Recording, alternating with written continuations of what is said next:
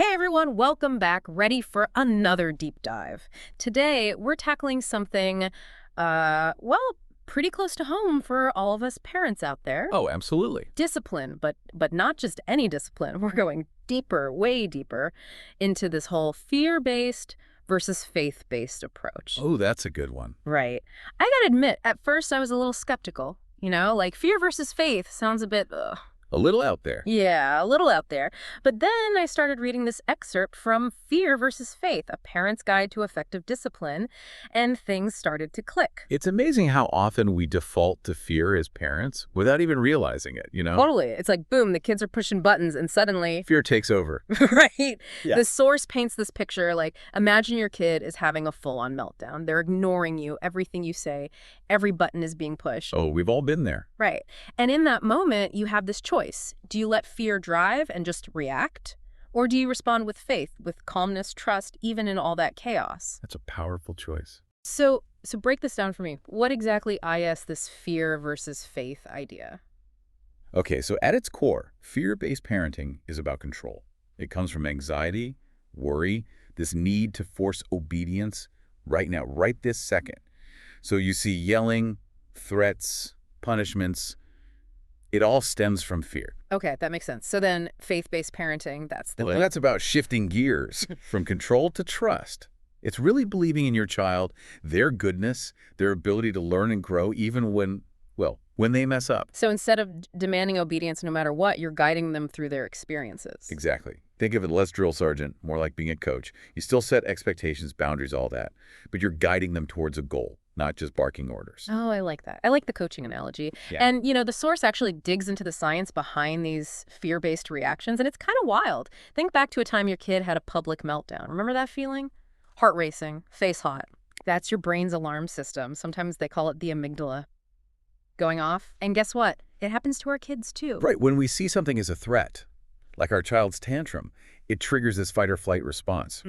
So heart rate spikes, stress hormones, and boom, we're primed to react, often not in the best way. And here's the thing, the really interesting part. Kids are like little emotional mirrors reflecting our state right back at us.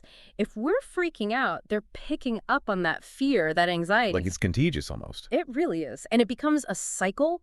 We react out of fear. They get more anxious, more dysregulated, which triggers us even more. It's like a recipe for stress and conflict. It is. It really is a vicious cycle. Okay, so let's get specific here. The source talks about saying, stop it, quit it, to a struggling child. Classic fear-based. Yeah. And a faith-based alternative, that could be something like, I see you're having a hard time. Let's take a break. We can try again later. It acknowledges their struggle, offers support, and it shifts the focus from control to problem solving. Wow, yeah, I can see how those two approaches would have completely different effects. One just escalates everything. The other creates space for, well, calm and connection. Exactly. It's not being permissive. It's about understanding behavior, communication. Yeah. And sometimes our kids just need our help translating those big feelings they're having. So let's talk about the downsides of constantly parenting from that place of fear. What kind of impact does that actually have on kids? It's funny, as we're talking about this, I can't help but think about how all this fear-based parenting stuff affects kids' brains. Yeah. And the source actually talks about this thing called neuroplasticity. Oh, yeah. Neuroplasticity is incredible. It is. It's like our brains are constantly remodeling themselves based on our experiences. Right. Like when you learn to play the piano or something, your brain actually changes. Yeah. That's neuroplasticity, and what's crazy is we can use it to help our kids become more emotionally resilient. Absolutely. So how does that work? Well, when a child consistently experiences calmness and security, especially during tough moments, it strengthens connections in their prefrontal cortex. And the prefrontal cortex, that's like the CEO of the brain, right? It handles all the decision-making, emotional control, problem-solving. Yeah, all the important stuff. So when we as parents model calm and thoughtful responses, we're literally helping our kids build stronger brain circuitry for emotional regulation resilience, all those executive functions that set them up for success. Exactly. Wow, it's like we're shaping our kids' brains with our own behavior. That's a lot of power. It is. It's a lot of responsibility, too. But it's not just about avoiding yelling or punishments. It's about actively fostering an environment of trust and connection. And when kids feel safe and understood, their brains are free to focus on learning and growing, not just on surviving. Okay, so let's get practical here. What does this faith-based parenting actually look like in action? Thankfully, the source gives us some good examples. Oh, definitely. One of the key principles is trusting the process. Yeah. Understanding that kids learn through experience, not just through blind obedience. So instead of controlling every little thing, we give them space to figure things out. Exactly, even if it means a few bumps and bruises along the way. Embrace the messiness. Embrace the messiness, exactly. And it's also about shifting from reacting to responding. Oh, that's a tough one. It means pausing, taking that deep breath before engaging with our kids, Hmm. especially when their behavior is pushing our buttons. Oh, believe me, I am so guilty of reacting in the heat of the moment. It's like my amygdala takes over and logic just flies out the window. We've all been there. Yeah. But by consciously choosing to respond instead of react, Hmm. we're modeling emotional regulation for our kids. Yeah. They see us handling stress with grace and composure, and that's a powerful lesson, And the source really emphasizes it's not about being perfect. which is good news because who is? Right. It's about focusing on growth, not perfection. It's exactly. Mistakes are inevitable, both for us as parents and for our children. But the key is to view those mistakes as opportunities for learning and growth, rather than failures that need to be punished. So instead of saying you always do this or you'll never learn, it's about shifting to, okay, what can we learn from this situation? How can we do things differently next time? Right? It's about shifting the focus from blame and shame to understanding and problem solving. And I imagine that kind of approach helps kids develop a more resilient mindset too. Absolutely. They learn to see challenges as opportunities for growth rather than threats to their self-worth. So they become more confident in their ability to bounce back from setbacks. The source also talks about the importance of positive reinforcement in faith-based parenting. What does that look like? Well, it's about focusing on encouraging effort and progress rather than just rewarding outcomes. So instead of only praising a child when they get an A on a test, you acknowledge their hard work, their perseverance, their willingness to learn from their mistakes. It reminds me of when I was learning to ride a bike, my parents weren't focused on how fast I went.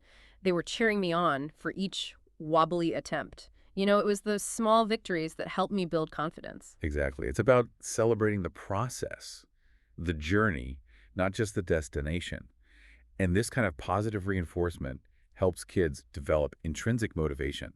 Hmm. They learn to find joy in the learning process itself rather than just seeking external rewards. Wow. I'm starting to see how all these pieces of faith-based parenting fit together. It's not about being a pushover or letting kids get away with anything. It's a whole different approach to discipline, one that focuses on building trust, fostering resilience, and nurturing their emotional intelligence. It is, and it's empowering both for parents and for children. When we create an environment where children feel safe, loved, and supported, they're free to explore, learn, dream, and reach their full potential. It's not just about shaping their behavior, it's about shaping their entire outlook on life. So, what happens when this concept of choosing faith over fear goes beyond parenting? How does it ripple out into our relationships and communities? It's interesting, right? This whole faith-based parenting thing, it makes you think, like, could this go beyond just kids? The shift from fear to faith, could it benefit, like, all our relationships, our communities even? It is fascinating how ingrained fear is in our culture. Like we see it everywhere, the news, politics, even just everyday interactions. It's like we're constantly being told, be afraid, be afraid. Yeah, it's so easy to let that fear just seep in Yeah. and start controlling how we act, the choices we make, even how we see the world. It makes us like suspicious, judgmental, hesitant to connect with anyone who's different. But what if? Hmm. What if we made a conscious choice for faith instead? Approach those hard conversations, tough situations with trust, with hope, resilience. That's a big idea, huh? It makes you think, like, how often does our fear ripple outwards, affecting not just our families, but our whole community? Exactly. Imagine a community where, instead of judgment, people respond to conflict with understanding, with curiosity, where differences are strengths, not threats. That sounds incredible, but also like a massive shift. Like, we'd have to rewire our brains to operate from faith, not fear. It might feel daunting, but it starts with us, each of us, Mm. making that choice to choose faith over fear in our own lives, our relationships, our communities. The source doesn't really talk about this, but it got me thinking. If fear is contagious, could calmness and trust be contagious too? That's an interesting thought. Yeah. What if just our willingness to choose trust over suspicion assumed the best in others? What if that inspired those around us to do the same? It's like, be the change you want to see. Yeah. Right. Maybe by choosing faith over fear, we start this ripple effect. positivity and hope that spreads beyond just us. And it doesn't have to be huge, sweeping changes. It can be as simple as approaching a disagreement with curiosity instead of defensiveness. Or, reaching out to someone who's struggling instead of turning away. Small acts of faith can have a huge impact. This whole deep dive, it's really made me rethink how I respond to everything, not just my kids, but everyone. It's like, I have more choice than I realized. And that's what's so powerful, right? We do have a choice. Let fear control us or lead with faith. And the more we practice choosing faith, the easier it gets. It's like exercising a muscle. This has been so insightful. Truly, I feel like I have a whole new perspective on parenting, relationships, even just like navigating the world, period. I'm glad to hear that.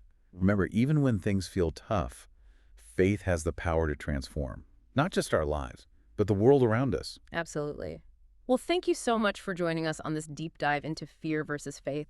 We hope you've gained some new insights, maybe even a bit of hope from this conversation. And remember, even when things feel uncertain, you always have the power to choose faith.